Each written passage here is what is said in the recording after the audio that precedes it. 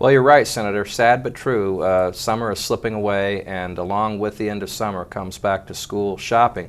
It's interesting that in the U.S. we spend about $18 billion, $18 billion with a B, on back to school accessories and clothes and so on. The average family spends about $500.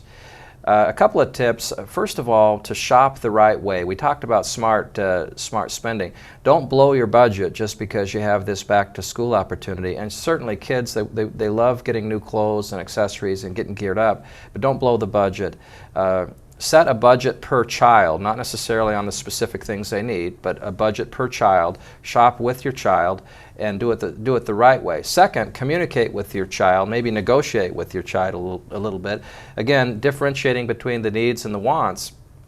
It could be that they can get by just fine with certain things that they need, and then convince them that any extra that you have you might use for a treat for the child, or to encourage them to let that be used toward another family goal, such as planning for a vacation. And third, don't be ashamed or afraid. This is a tough sell sometimes with kids, but to recycle existing clothing, get the hand-me-downs, get the hand-me-down supplies, pretty them up a little bit, and use that as an opportunity to teach careful, prudent spending as well. Sure, those are good tips. You know, I think about what you mentioned for back to school spending, and I think about other times in the years that the stores love to see come along. Christmas time. That season is very important to me because of my faith, but I think it's important to a lot of people. But we know it's important at the stores because I think that's when they do the bulk of their, many of them do the bulk of their business. And obviously they're wanting to get folks in to spend that money. And that's okay to buy Christmas gifts, but it seems like some of the tips you mentioned might apply to that time of the year as well. Sure. When there's so much media attention on buying this and buying that, somehow realizing what it really means, and a gift need not be the most expensive in the world, but should be within our budget.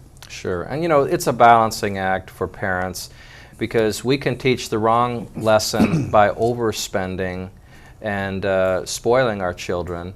And yet we want to be loving. We want to give them something special and see their eyes light up. And Christmas is another great example. And the same thing applies. Don't blow your budget. Differentiate wants from needs. In the case of Christmas gifts, you need to get a bit more into the wants as opposed to the needs. But do it in a smart way. Don't blow your budget. Communicate with your children some of the realities of the family financial situation. They'll understand.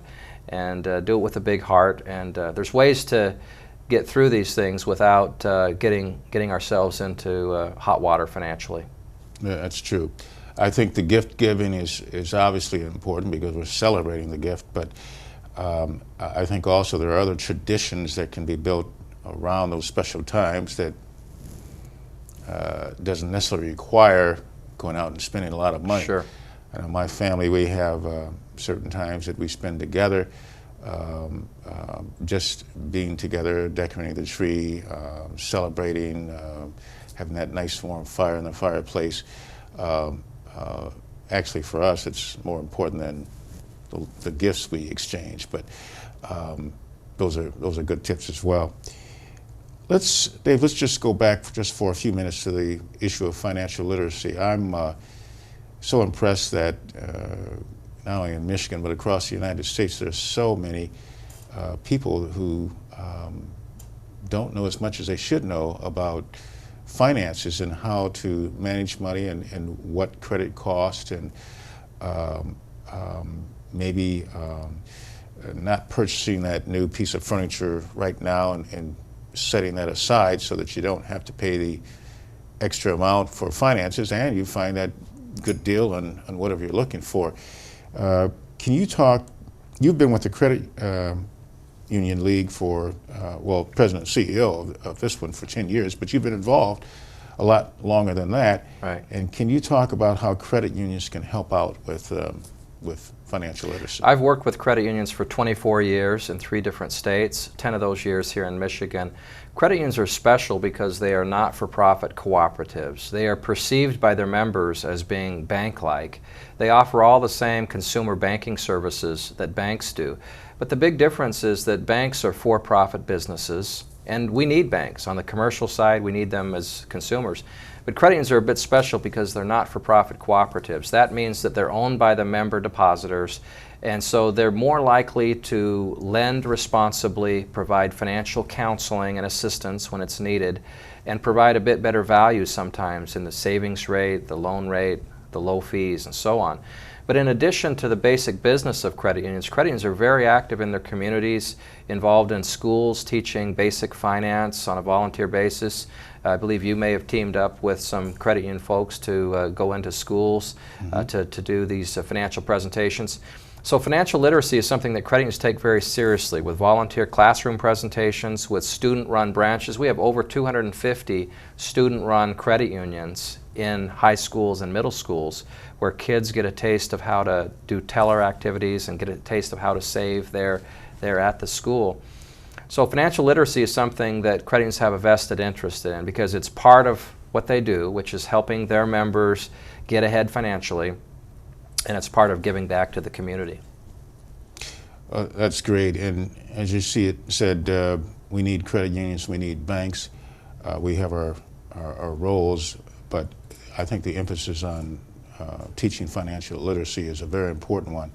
And you're right, I've been in the schools quite often to talk about a variety of things, but certainly money management is critically important.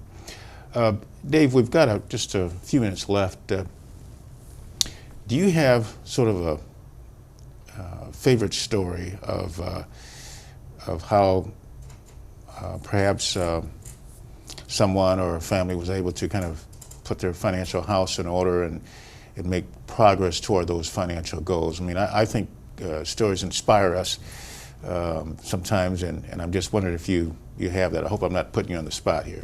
Well, I've experienced it in my own life on repeated occasions, where in the early years of my career, we were struggling to make ends meet and balance a budget. And I certainly have family members who I'm aware of who have experienced the same thing.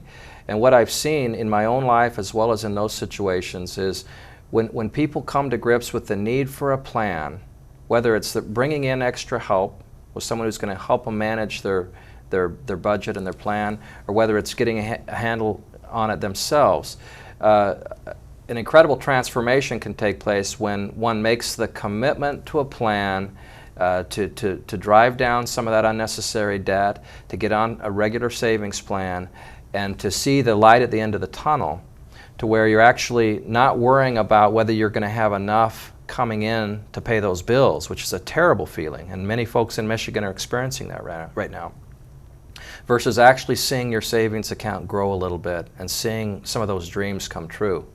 And we see it every day in the ranks of credit union members as credit unions are helping their members avoid bankruptcy, avoid foreclosures, learn how to save, learn how to borrow wisely. And so a lot of little things are things that I've experienced personally. Great, excellent. That's an excellent story. Dave, I really want to thank you for being here with us. I think that you've talked about making a plan and making a commitment, and I think it's like anything else in life, whether it's improving your educational status, losing weight, improving a relationship. It takes a plan, it takes commitment, and then we have to go about it and stick to it. And sometimes that ability to stick to it is lacking in some Americans, and I think we need to push to do more of that. But I want to thank you for being here. It's been my pleasure. Thanks. You've given us a lot of good information. This is Bill Hardiman. Happy to come to you and talk about something that's very important in our lives. I hope this has been helpful to you. And next time we'll come back and talk about another very important topic that will be a benefit to you and your family. Thank you.